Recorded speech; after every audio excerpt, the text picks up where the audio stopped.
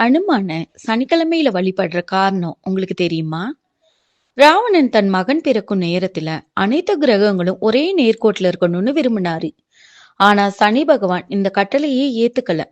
இதனால கோபமான ராவணன் சனி பகவான ஒரு சிறையில அடைச்சு வச்சாரு.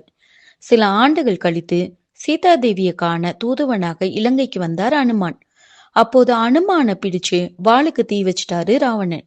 இதனால கோவமான அனுமான் இலங்கையை எரிச்சு அங்கிருந்து தப்பிச்சிட்டாரு. அப்போது போற வழியில வாயு பகவான் அனுமான வழிமறைச்சு சனி பகவான காப்பாற்றுமாறு கேட்டார். அந்த சமயத்துல ஒரு குகையில அழுகிற குரல் கேட்டுச்சு. இத பார்த்த அனுமான் குகையை உடைச்சு சனி பகவான காப்பாற்றிட்டாரு. தன்னை காப்பாத்தினதுக்கு நன்றி சொன்ன சனி பகவான் மேலும் உனக்கு என்ன வர வேணும்னு கேட்டாரு. அதற்கு அனுமான், என்னோட அனுமதி இல்லாம என் பக்தர்களை துயரத்துல ஆழ்த்தவோ அல்லது அவர்கள் மீது தீய பார்வையை செலுத்தவோ கூடாதுன்னு கூறினாரு. அனுமானோட இந்த தன்னலமற்ற தூய மனதை கண்ட சனி பகவான் உன்னையும் உன் பக்தர்களையும் சனி தோஷம் எப்பவும் நெருங்காதுன்னு வரம் அளிச்சாரு. இதனாலதான் சனி பகவானின் பார்வையிலிருந்து தப்பிக்க அனுமான சனிக்கிழமையில வழிபடுறது ரொம்ப நல்லதுங்க.